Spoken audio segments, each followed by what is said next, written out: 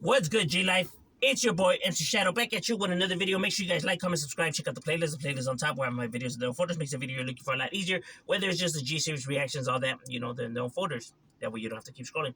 Don't forget to check out my second channel, Menace Society M.O.D, where we talk about stuff outside of the streets. Now, what I wanted to get into was a question I was asked by one of my subscribers. Shot me on the Cash App. I was thinking about this topic. On how to do the video on it. Right? He asks, how do neighborhoods, gangs, pretty much lay out the landscape of their neighborhood, right? Like how do they claim what is theirs and what isn't theirs, and etc. Right? Now, before I get people in the comments, talking all this nonsense, don't come into a street channel and be mad that we're talking about the streets. YouTube is optional. The videos are optional. You don't have to hear it. You just, move on. You come into a street channel and be shocked and appalled that we're talking about the streets. Why'd you click on this channel? Second of all, when it comes to the streets overall format, I understand that, they're not the owner of the streets. They don't own the streets and etc. I'm just, basically saying, how it goes. We are all aware that the streets don't belong to us and blah, blah, blah, blah, blah. But I'm just saying how it is. Now, when it comes to overall laying out the landscape of how neighborhoods pretty much break down their sectors, different neighborhoods do it different ways. Now it's already all set in history, so it's pretty much already established, right? But when they were first establishing themselves, when the gangs were first starting, pretty much how did they know what is their turf and what isn't their turf? So when these gangs were first starting, understand that it was started by a bunch of, youngsters, a bunch of kids. All of these gangs, from every single gang that you see out there in the streets, Hispanic gang, they were started by kids, right? 12, 13, 11, 14-year-olds. That's who started these neighborhoods. That's why some of these neighborhoods have some, kind of like, I guess people will say, like, why would they name their hood that, or why would they name their clique that? It seems so childish, or trying too hard, and stuff like that. It's because these neighborhoods were all started by children, not by adults. So people have to look at it from the perspective of a young youth, right? So these battles were started by youngsters, right? Young kids, right? So these kids would attend the same schools, right? And they lived roughly around the same area. Remember, is how these times are is not how it was back then. Back then, you had no social media. Everybody was in the streets playing with each other. Everybody was riding bikes together, playing canicas, playing pogs, fucking playing baseball, basketball, football. We were in the streets running amok, you know what I mean? Putting the fucking brake and putting the tabla, riding your bike over it, you know what I mean? These kids were playing in the streets, right? So you had a bunch of kids that were your friends that you played in the streets with, right? And you guys went to school together, probably walked home together because, like I said, parents were working. They probably didn't have a ranfla. They didn't no money for no vehicle. So everybody was walking and, walking home from school. And, everyone had these groups, right? And you guys, like I said, pretty much lived roughly around the same area, right? Maybe they lived a block away. Maybe they lived the street away. Maybe they lived, around the corner. Maybe they were your neighbors, right? So that's how these barrios, So when these group of kids finally, decide to, start a neighborhood, right? They give themselves a name. That's what they call like the Little Rascals, what they call them, their group, right? Their clubhouse, their gang, they gave themselves a name, right? Basically, the name had to do either with the area, the city, or, something that they liked, you know what I mean? Is why they named their group whatever they named it, right? So these individuals now live in the same area, right? But like I said, they don't all live on the same streets. Maybe, like I said, your homies live a block away and stuff like that, right?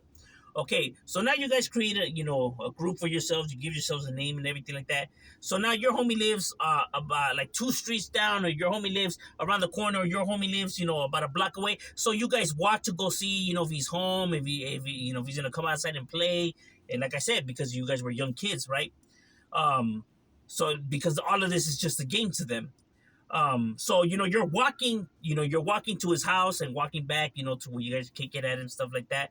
So now in the walking distance, he lives here and here. So you're the group of, how can I say, the main ones, right? The original founders, right? They either live, right there, right? Like uh, within your area, right?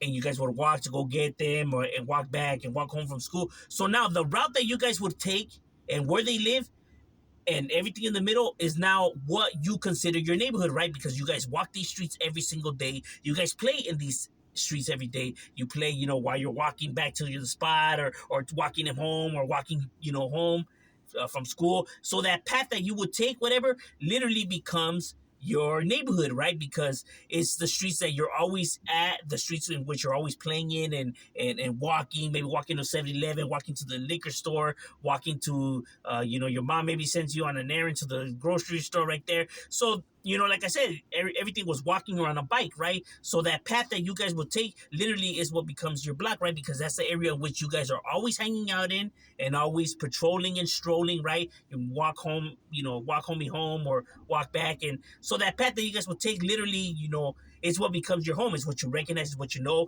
People in the neighborhood already know who you guys are. Oh, that's the kid that lives over there, or that's the son of the family that lives over there. So this area, right, that now, who the people that live in it, they know you. That literally is the what becomes your territory, right? The in the spacing in which your friends live in. Now, not all the homies live in the hood. Let's make that clear. A majority of homies do not live. As you start growing, a majority of homies don't live within the media, uh, um, within the media neighborhood, right? But you guys all have a spot in which you guys kick it at, maybe the homies pad, maybe some apartments, but that's the spot in which you guys hang out. Sometimes, some apartment plexes, there's like 10 homies that live in those apartment plexes. Sometimes it's projects, you know what I mean? Sometimes it's just a homie's house or garage or whatever the fuck. Uh, like I said, nowadays, gentrification, people don't have to live there, but the homies are still there because they just go and chill right there. They don't have to live there. They just go and post up right there. You know what I mean? No one actually has to live there, if that's what you've already marked. But I'm saying, but that's already because it's already been established that way. You get what I'm saying? And then you have some neighborhoods who are like crews, who don't have a specific territory. They just kind of like wherever they roam and stroll is where they represent. They don't have an immediate spot. Sometimes it's a park, sometimes it's some projects, but it's a hangout spot in which you guys are all known to hang out in, and the route that you guys take home. That's what becomes you guys' territory, right? Is literally your hood is where you live, right? Or the original ones, right? So as the cycle keeps going and it starts spreading, people already recognize this is the block because this is where the founders were at, this is where they established, and this is where it all began, right?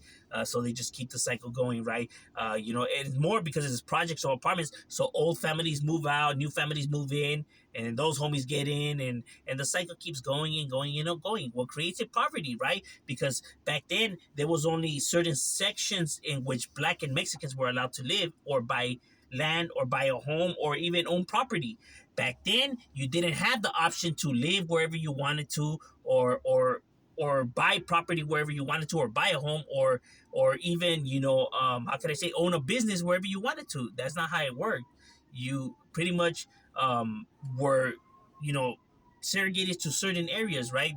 That's where you were allowed to buy a home or allowed to live and stuff like that. Believe it or not, and it wasn't even that long ago that this was occurring. This is how it's been. Um, and I'm not here to front end and stuff like that. You can look up the history.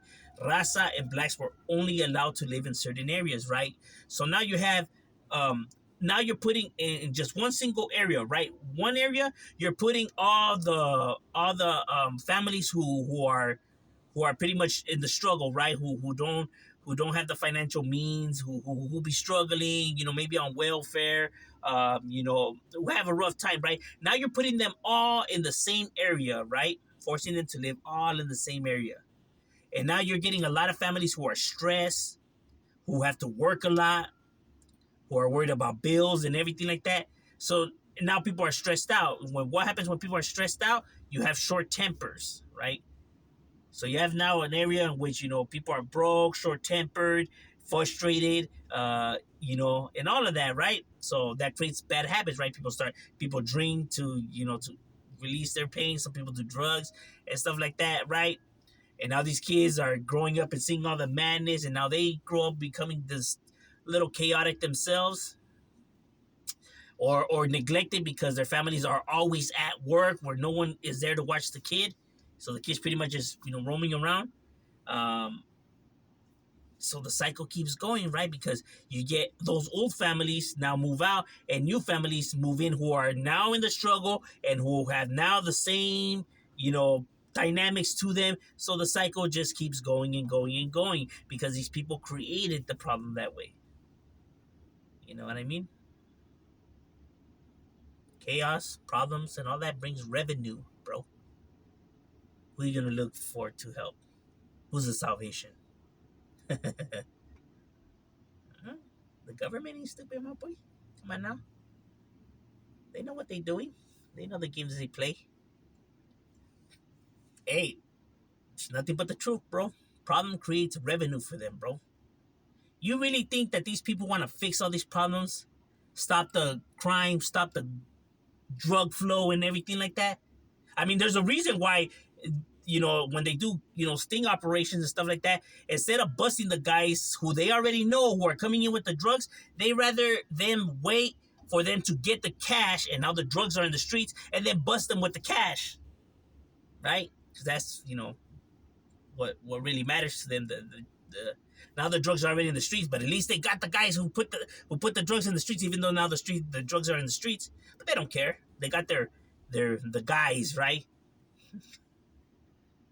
Because they don't really care, You really are telling me that these police officers want their hours cut or want to lose their jobs? Because what happens if crime goes down and stuff like that? A lot of police officers, lawyers, judges, and anybody that works in law enforcement, stuff like that, will lose their jobs or get their hours cut. And I doubt these people want to lose their jobs, and I doubt they want their hours cut, my guy. I really highly doubt that that's what they want, especially with this economy. I doubt that they really want that shit to go down, right? Because now they have to worry about their jobs or their hours getting cut and how they're gonna get by. I really doubt that they want that, bro. Crime is a multi-billion-dollar business, bro. How many people, how could I say, gain something out of this? From lawyers, bail bonds, and judges, police officers, detectives, forensics, graffiti removal, firearm industry, shit, even to the morgues. This brings a lot of revenue, bro. The sad reality of the world.